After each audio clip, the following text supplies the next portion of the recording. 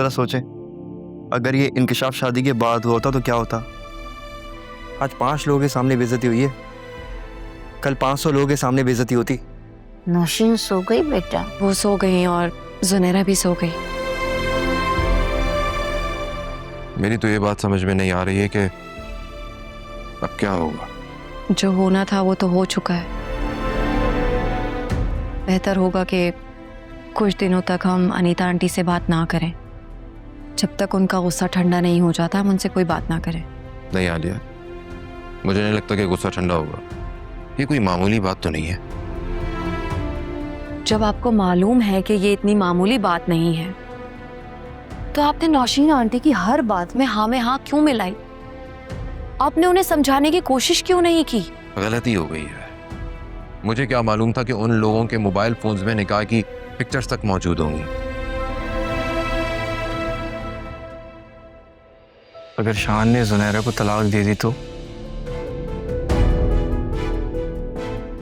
मैं शान से खुद बात करूंगी, शायद वो मेरी बात मान ले। और अगर बात मान भी ली तो इस बात की क्या गारंटी है कि वो सारी जिंदगी इस रिश्ते को निभाएगा? उसकी भी तो ईगो हर्ट हुई है। हाँ, और वैसे भी मर्दों की ईगो जल्दी हर्ट हो जाती है। मैं सोने जा रहा हूँ, सुबह ऑफिस में काम है। कल तो सैटरडे है ना? 1-2 इंटरनेशनल क्लाइंट्स के साथ मीटिंग है ऑनलाइन। कोशिश करूंगा जल्दी आ जाऊं।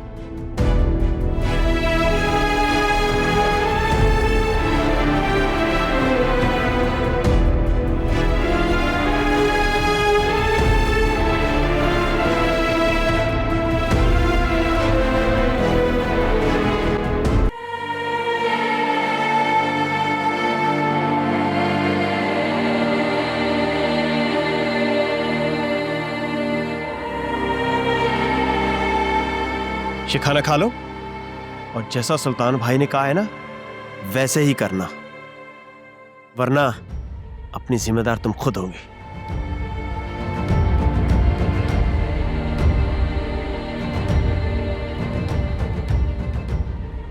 ये मुझसे नहीं होगा,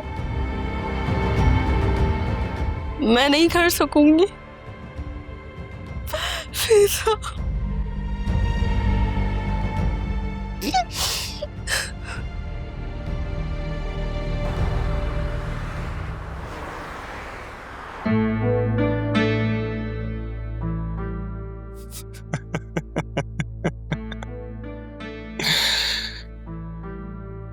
ये चाहे जितनी भी वीडियोस बना ले, सुल्तान का कुछ नहीं बिगाड़ सकता है। वैसे मानना पड़ेगा सुल्तान भाई, ये लड़की है बड़ी चालाक। जबान देखा है किस तरह कैंची की तरह चला रही है। जुबान का क्या है, काट डालेंगे। लेकिन सुल्तान भाई, मुझे एक बात समझ नहीं आ रही, अभी तक आपने इसे इतना खुला क्यों छोड़ रखा है? जरा ये पुलिस और अदालत का लफड़ा ठंडा हो जाए, फिर अच्छे से देख लेंगे इसको।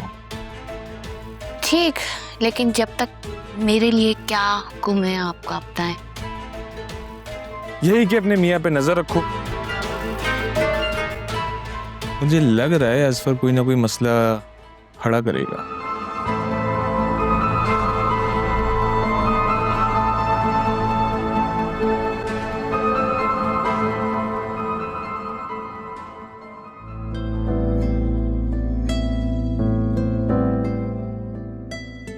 आयरा,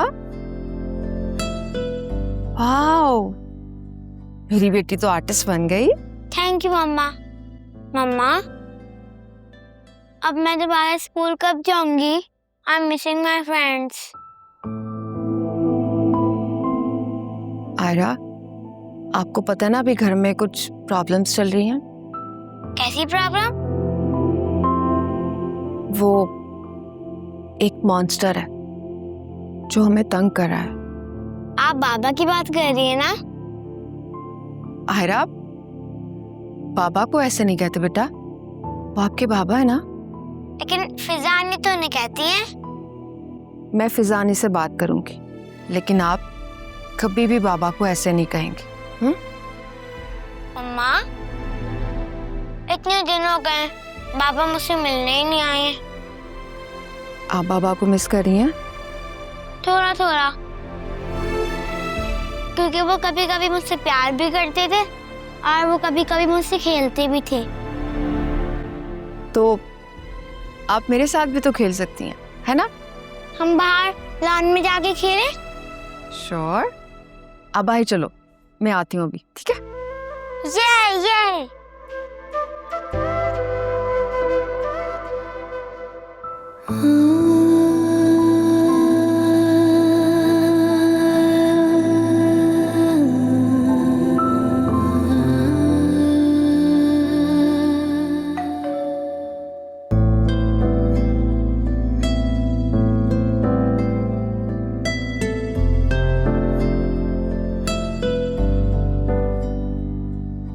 डोंट वरी, डरो मत, बाहर कोई भी नहीं है।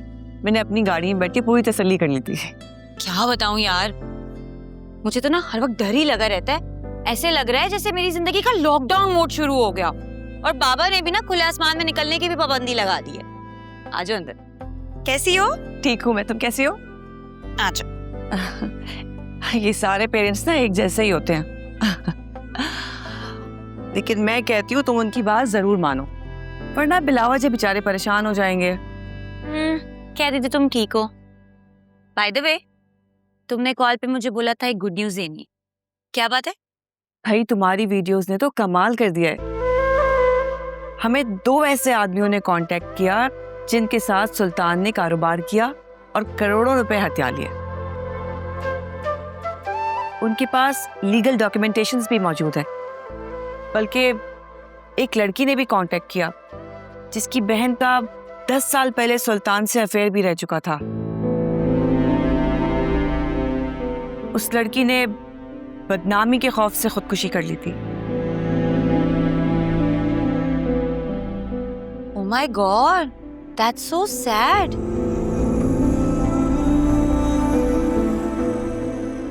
लाली सही कहती थी, ये इंसान नहीं जानवर है।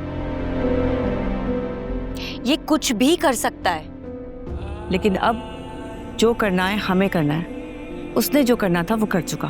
हाँ, सही कह रही हो। पर मैं तुम्हें एक बात बताऊं, अल्लाह ताला ना इनकी रस्सी जितनी भी लंबी कर दे, पर खींचता जरूर है फिर। और समझो अब वो दिन आ गया। वैसे फिजा, तुम अपने केस के पुलिस इंस्पेक्टर पे कितना ट्रस्ट करती हो?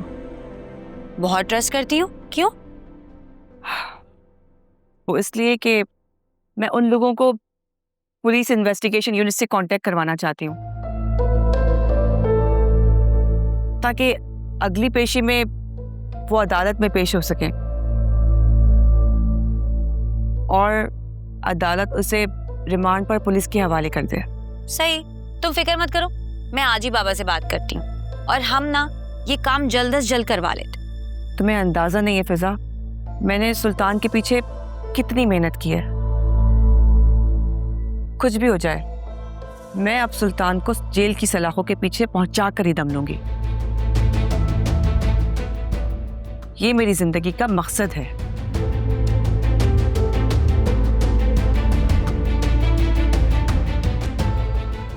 वर्दा, हाँ एक बात पूछूं? हाँ पूछो। मुझे इतने लोगों ने कांटेक्ट किया, इंटरव्यू लेने की कोशिश की, इवन मॉर्निंग शोज में भी बुलाया, पर उनके अप्रोच करने पर मैंने उनको मना कर दिया। फिर दोबारा उन्होंने मुझे अप्रोच नहीं किया। लेकिन मैंने मना किया, तुमने इंसिस्ट किया। इसकी वजह क्या है मुझे समझ में नहीं आ रहा। क्योंकि सुल्तान मेरा भाई लगता है।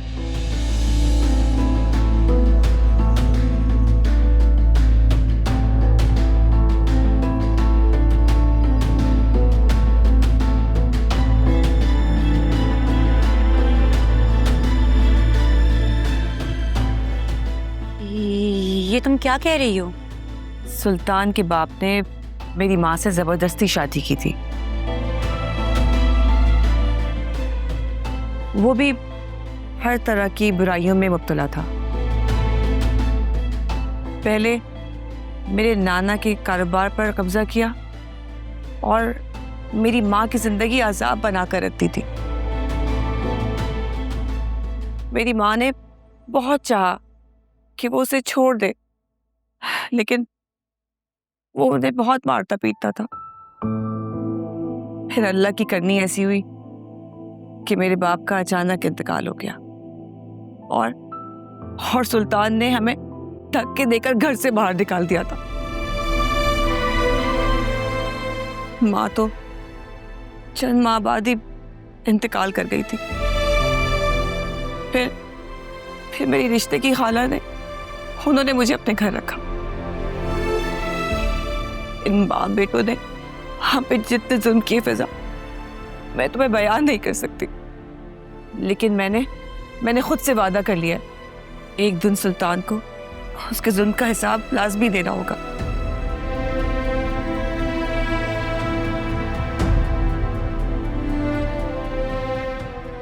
और वो दिन बहुत जल्द आए। आई एम सो सॉरी वर्दा, मुझे अंदाजा नहीं था कि तुमने और तुम्हारी अम्मी ने इतनी मुश्किलात का सामना किए। और तुम्हारी कहानी सुनकर तो मुझे अपनी परेशानी छोटी लगने लग गई। बस अब तुम दुआ करो हम अपने मकसद में कामयाब हो जाए। इन दोनों बाप बेटों ने कितने लोगों की जिंदगियां बर्बाद की हैं और अब वक्त आ गया फिजा, उन्हें अपनी गलतियों का हिसाब जरूर देना होगा। तुम फिक्र मत करो, मैं तुम्हारे साथ हूँ और मैं तुम्हारे साथ डटी रहूंगी। हमें आज ही पुलिस से मीटिंग करके उन लोगों के बयानात रिकॉर्ड करवाने चाहिए। अब हम सुल्तान पर इतनी जगहों से वार करेंगे कि वो अब किसी सूरत भी बच नहीं पाएगा। इंशाल्लाह।